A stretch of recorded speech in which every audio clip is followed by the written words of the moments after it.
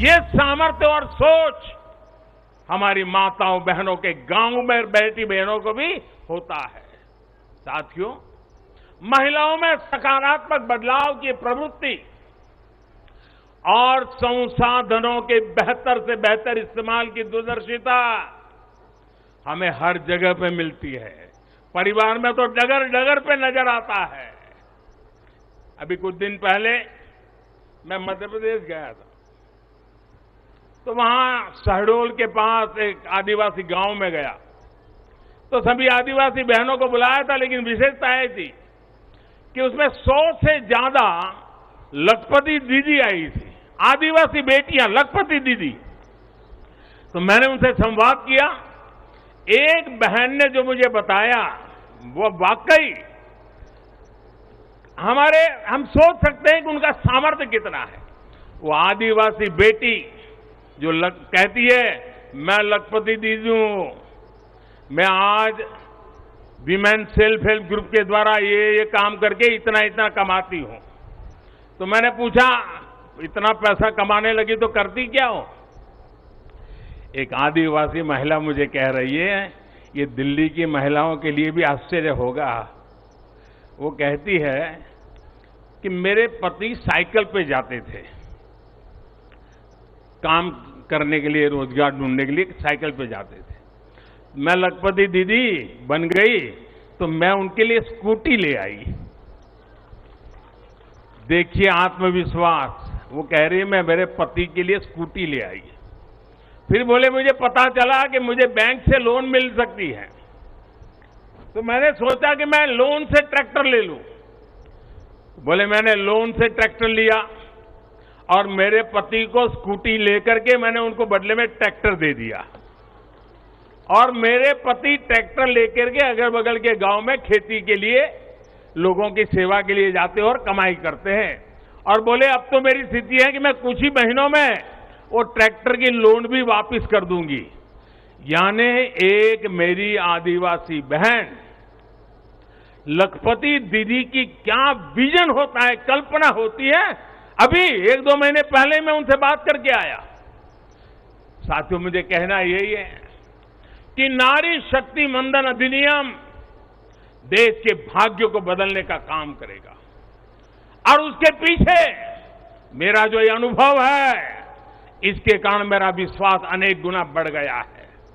नारी जब कोई भी जिम्मेदारी संभालती है तो उस संकल्प को सिद्ध तक ले जाने के लिए वो जी जान से जुड़ जाती है। इस कानून का सबसे बड़ा लाभ ये होगा कि ये कानून देश की नारी शक्ति में बहुत बड़ा विश्वास पैदा करेगा।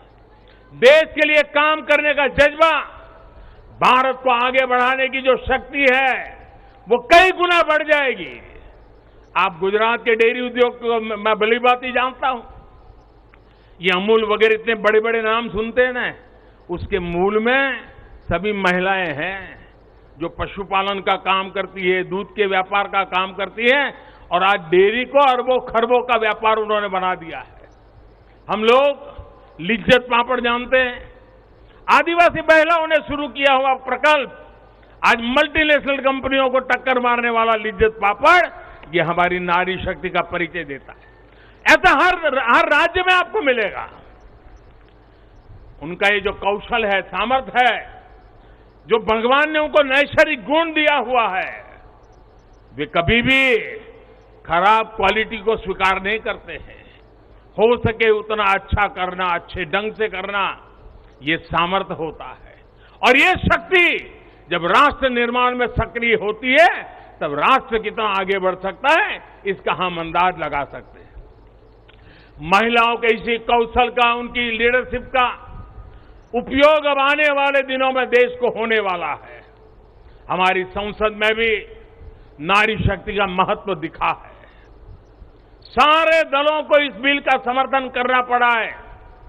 आप मान लीजिए यही लोग हैं जो पहले बिल फाड़ा करते थे, आज उनको बिल को समर्थन करना क्यों पड़ा?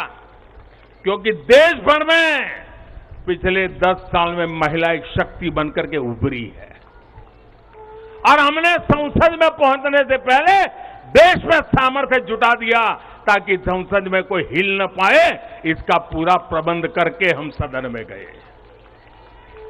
ये आप ही के सामर्थ्य पर भरोसा करके मैं गया था, ये आप ही की शक्ति पे भरोसा करके मैं गया था, और आपकी शक्ति ने रंग दिखा दिया कि सभी राजनीतिक दलों को इस काम में जुड़ना पड़ा। मेरे परिवारजनों, आज परिवार से लेकर पंचायत तक, इकोनॉमी से लेकर एजुकेशन और एंटरप्रेन्योरशिप तक, हमारी बहन बेटियां हर क्षेत्र में अभूतपूर्व काम कर रही है। भारत को चांद तक पहुंचाने में महिलाओं की बहुत बड़ी भूमिका रही है।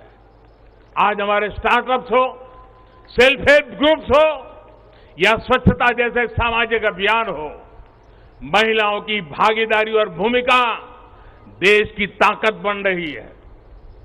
देश ने संकल्प लिया है कि जब हम आजादी के 100 वर्ष पूरे करें, तब तक हम भारत को विकसित बना करके ही रहेंगे, एक डेवलप कंट्री बना करके रहेंगे।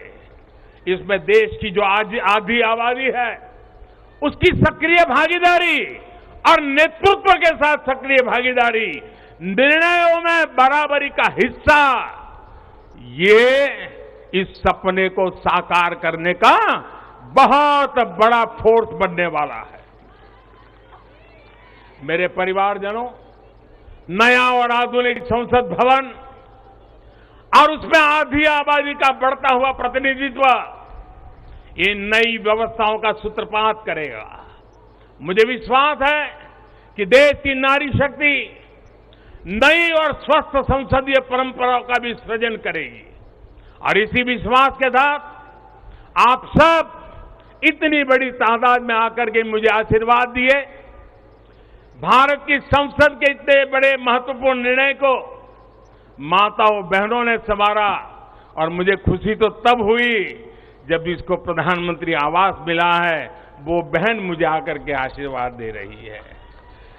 जिसको उज्ज्वला का गैस मिला है, वो झुग्गी झोपड़ी में जिंदगी गुजारा कर चुकी बहन मुझे आशीर्वाद दे रही है, तब मेरा पक्का विश्वास और मजबूत हो जाता है। और इसलिए मैं फिर एक बार आप सबको अनेक शुभकामनाएं देता हूं। ये नारी शक्ति वंदन अधिनियम, उसको गांव गांव घर घर पहुंचाना हम सबका दायित्व है, और इस सामर्थ्य को और तेजी से आगे बढ़ाएं। इसी एक अपेक्षा के साथ सभी माताओं बहनों को प्रणाम करते हुए मेरी वाणी को विराम देता हूं। मेरे साथ पूरी शक्ति से बोलिए, भारत माता की। आवाज पूरी दिल्ली में गूंजनी चाहिए, भारत माता की, भारत माता की, भारत माता की। बहुत बहुत धन्यवाद। बहुत बहुत धन्यवाद माननीय प्रधानमंत्री जी। हम पुनः अभिनंदन करें कि उन्होंने हमारे आमंत्रण को स्वीकार करे और हमारे बीच में वो उपस्थित हुए। धन्यवाद, धन्यवाद, धन्यवाद, धन्यवाद।